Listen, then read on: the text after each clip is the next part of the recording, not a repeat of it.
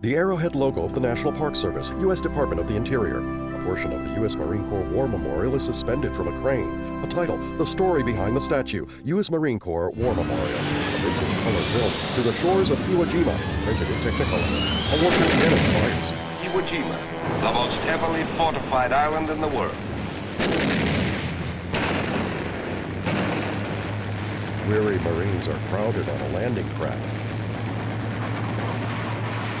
When we landed on the beach, it was just absolute chaos. A Marine is carried on a stretcher. After 72 hours of continuous pounding, our patrols move forward. Troops scale a ridge, rifles at the ready.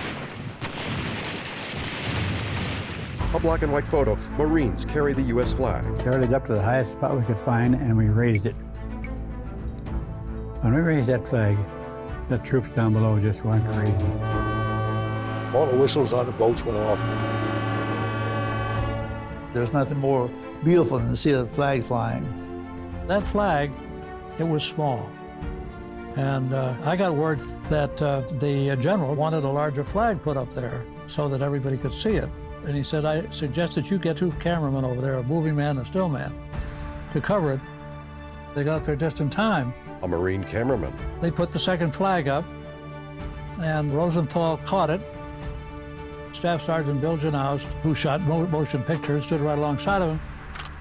The iconic photo of the raising of the flag.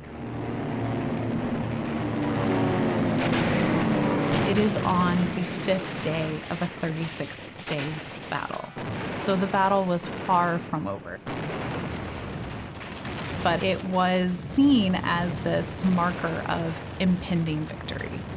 A film reel, United News, Marines raise flag over Iwo Jima. It really took on a life of its own. It attained a sort of mythic status to civilians on the home front. A boy sells papers. The photo is on the front page. A single photograph told this story.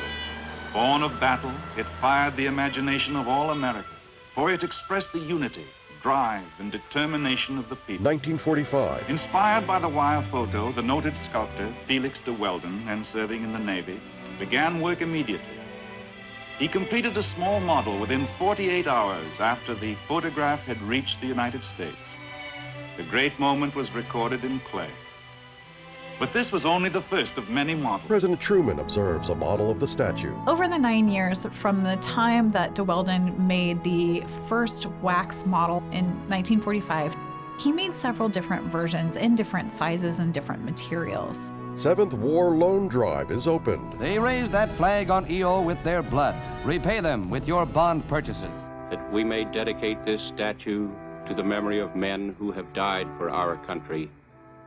Soon thereafter, you have a congressman who submits a proposed bill for a national monument in that same design, but much larger.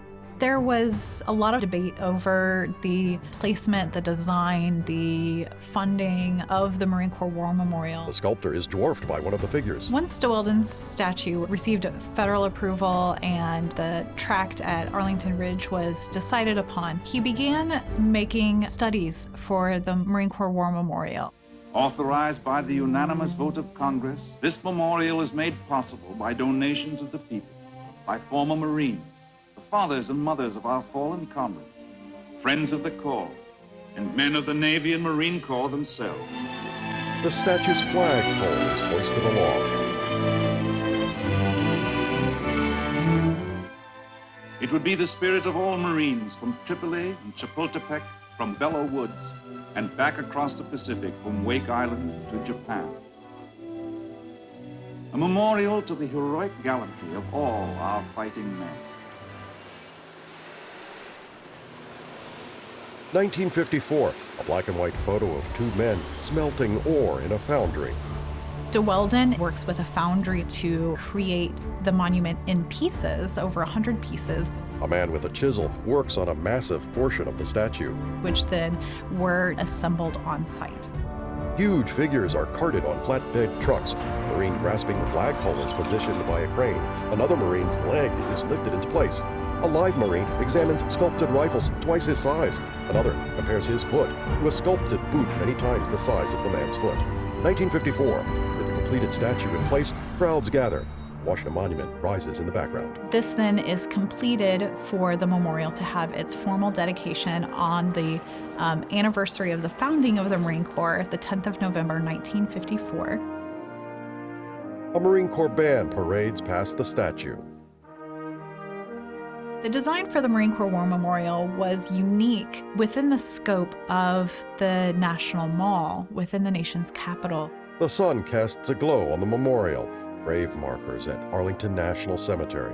Memorial's location, right next to Arlington Cemetery, makes it impossible to ignore the cost that's paid by those who are willing to protect our country. Beyond the memorial, the nation's Capitol dome in the distance. How many countless Americans have died for that flag in how many different conflicts? It's a linkage, from one Marine to the next, from one conflict to the next, from one decade or century to the next.